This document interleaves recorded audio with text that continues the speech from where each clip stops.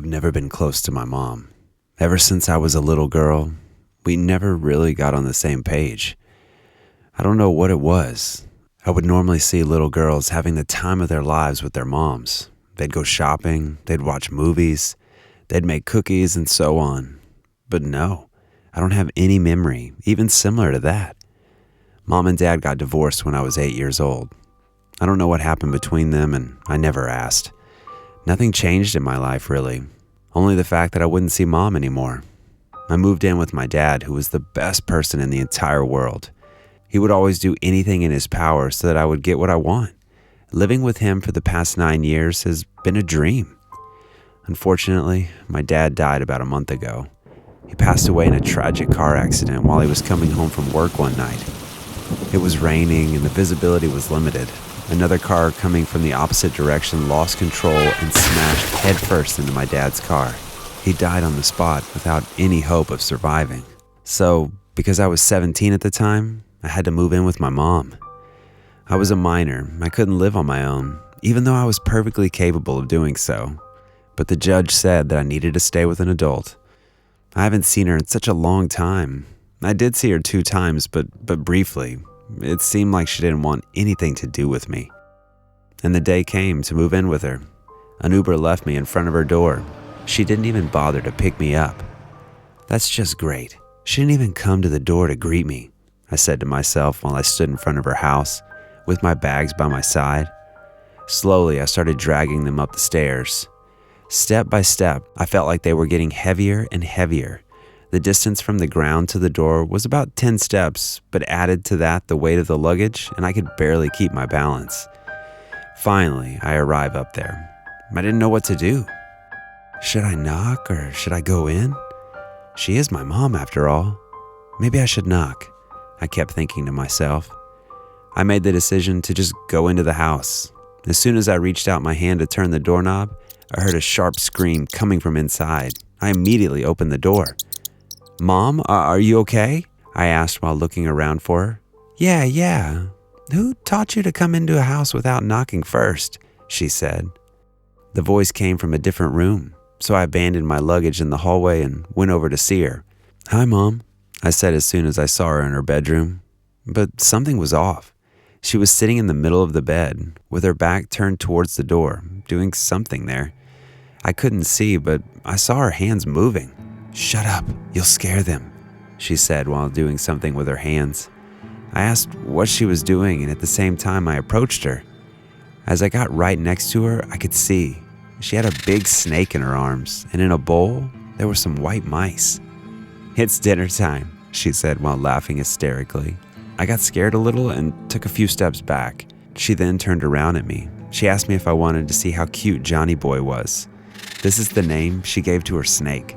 Come closer, look at him, she told me while smiling in a strange way. I felt uncomfortable, but the moment I saw that huge and disgusting snake swallow that little and defenseless mouse whole, I got sick.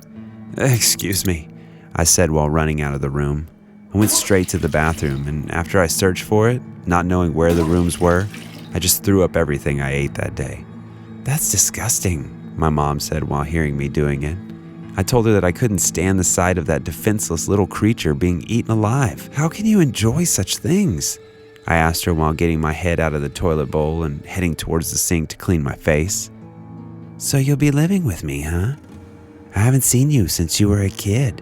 You're not as good looking as me, that's for sure, my mom told me before turning around and going to Johnny Boy to feed him the second mouse, I presumed. She didn't show me where my room would be. I just looked around the house and found one that looked like no one sleeps in there. It had a small bed for one person, a dresser, and a small window, with the glass cracked. It didn't look homey at all, but I thought that with a little bit of patience and a lot of creativity, I could make this room much cozier. Later that evening, for dinner, I had to look in the fridge by myself. As I understood, my mom did not cook. She would just order food. But of course, on the first night I came into her house, she only ordered for herself, saying that she didn't think I was hungry because I looked a little bit too fat. So, as I was looking through the fridge, I found a chocolate bar and half a banana. It seemed that would be my dinner for the night, until the next day when I'll go and I'll buy some groceries. I ate those things and I just went to bed. At around 2 a.m., I felt something cold and wet on my chest. It was pretty heavy too. I thought I was dreaming as I woke up, but my eyes were still closed. I tried to turn on the other side, but I just couldn't. It was something that weighed me down. I opened my eyes and I screamed as hard as my lungs could let me. "Take this thing off me!" I yelled at my mom, while there on my chest, her giant snake was slithering around. She came into my room and she started yelling at me, saying that I'll hurt her snake. Then after she took it off me, she smacked me in the face. I was speechless. I told her I don't have to stand for this nonsense, and I got up and started to pack. "Where do you think you're going?" she asked. "I'm leaving," I told her. But out of nowhere, she grabbed my arms, putting them at my back. I couldn't move. I couldn't do anything. She forced me to go in one direction, and we arrived at one door. "You're not going anywhere," she yelled before she opened the door and pushed me down the stairs. It was the basement. I hurt my arm pretty bad during the fall. It was pitch dark, and it felt like I was standing on mud. It was wet and soft. I got my phone out of my pocket and turned on the flash. My heart missed a beat as I saw that I was standing on maybe 100 snakes, all slithering around down there. I screamed, but all I could hear was my mom laughing. I tried to open the door, but it was locked. She didn't know that I had my phone with me, so I immediately called the police. They arrived in a flash and managed to get me out of there. My mom was soon checked into an institution for people with mental issues. The snakes were taken to different zoos, and I eventually got to live with my aunt, my dad's sister, until I went to college. I never heard anything about my mom since that day, and I'm really sorry that it ended up like this. Did you enjoy the first story? If you did, I would love it if you would subscribe to the channel. Oh, if you want your broccoli to be served fresh, then don't forget to hit the bell icon. Keep munching. Previously on STEPMOM. This is going to be your stepmom, Julia. Sasha, meet Julia, my daughter. How old are you, Julia? She asked. Don't you think you should have moved out of your father's house by now? When I got to my room, I had to rub my eyes because I couldn't believe what I was seeing. All my clothes were strewn on the floor, my bed, and some were hanging crookedly off the hangers. Even my underwear wasn't spared. The following day, I searched for an apartment and told my dad I was moving out. The smile Sasha gave me as I left tempted me to punch it off her face, but I restrained myself. Dad, what's wrong? That bitch, Sasha. She left me. She took your car, documents of one of the properties I transferred to her name. She sold off her shares at my company and ran off with the money. As I consoled my dad, I swore to myself that I would find Sasha. I would make her pay. I waited by my phone, hoping it would ring soon. I had contacted a private investigator to locate Sasha and bring me her details. I knew she couldn't have left without leaving any traces, even though it seemed that way. I sighed, thinking about my father. It had only been a month since she ran away with my dad's money, my car, and documents to one of his prime real estate. And now, he had slipped into a deep depression. He really loved Sasha. He barely went to work anymore. My phone rang and I picked it up immediately. Hello? It was my boyfriend Nate, and he wanted to know if we were still going to hang out later in the evening. I told him I could not make it because I was still looking for Sasha. I had been seeing him less recently due to the problems Sasha caused. I had to be there for my dad. I don't get why you should be personally responsible. You've reported to the cops. Let them handle this. You're becoming so bitter, Nate said. I shook my head. He didn't understand. I could not just sit around and hope that someday the cops would find Sasha without doing anything. I told him that once I found her, everything would be over. He hung up on me in annoyance. I was frowning at my phone when another call came in. This time, it was the private investigator. You better have something good to tell me, I said, not bothering with pleasantries. It had been 2 weeks now, and he had not given me anything worthwhile. I was paying him a lot of money to get zero results. He told me he had found Sasha. Apparently, she was staying in a hotel in Rio, where she and my dad went for their honeymoon. She was being careful not to buy anything with her name, so it could not be traced back to her. I told him to send me the details of the hotel and her room number, and he promised to do so immediately. I smiled and thanked him before I hung up. I packed my things and booked a flight for Rio. Sasha would never know what was coming for her. I called Nate to tell him the good news. We had been dating for almost a year now, and we told each other everything. I smiled, sure that he was going to be happy for me when I told him I found Sasha. "Had a change of heart?" he asked. I told him everything the police investigator told me in full details. "That's great. Have you told the cops?"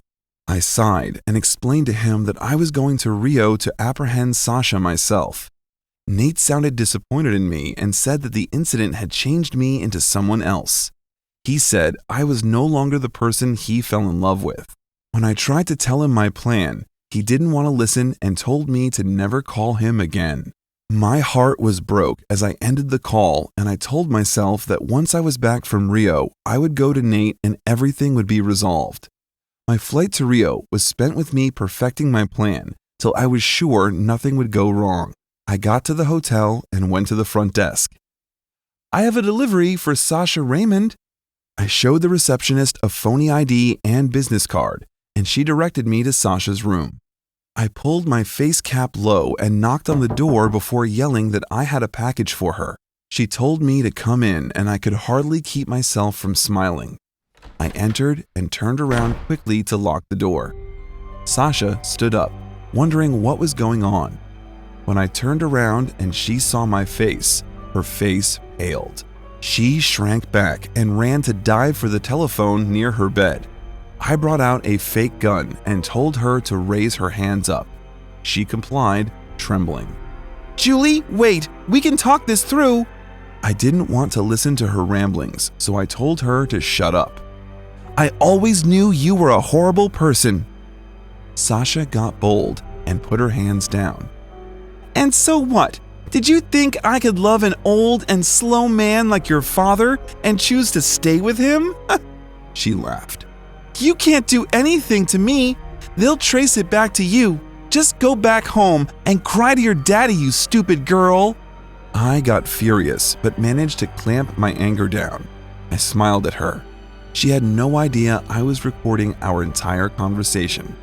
When I confronted her about running away with my dad's money, she was so proud of herself and explained in detail how she duped my dad. There was a tiny video camera in front of my cap, and it captured everything Sasha was saying. "Again, Julia, stop being a cunt. There's nothing you or anybody else can do about it." I frowned at her and shook my head in regret. I made sure I looked crestfallen and went out of the room. I went to give the police the video and recording after I edited it so it could not implicate me. They arrested Sasha because they now had more than enough evidence and knew her location. During the trial, my dad stood as a witness and got teary as he recounted the story. I felt pity for him as he broke down in tears when Sasha was taken away. She looked at him with so much distaste, and I wanted to punch it off her face. I consoled my dad afterwards, and he asked if I could move back with him. I sadly told him no. It was time for me to stay on my own. I promised him I would come over from time to time and not be far away. I had been trying to reach Nate since I got back from Rio, but he had been ignoring my calls. Today, I decided that I would go to his place immediately after the trial. I drove to his place, rehearsing all I would say on the way. If I could make him understand why I had to go after Sasha myself, he would see where I was coming from. I knocked on his door, and he opened the door after a few seconds. He looked at me with a bored expression. "Nate, why have you been ignoring me?" He sighed and told me that it was time for us to end our relationship. He said he never realized how much of a vengeful person I was. Even when I explained to him that I did nothing to Sasha and only got evidence for the police, he was immovable in his decision. I begged him to change his mind, but he was adamant. He told me to leave and promptly closed the door in my face. I spent the night crying. Even though I got the revenge I wanted, I lost something precious to me.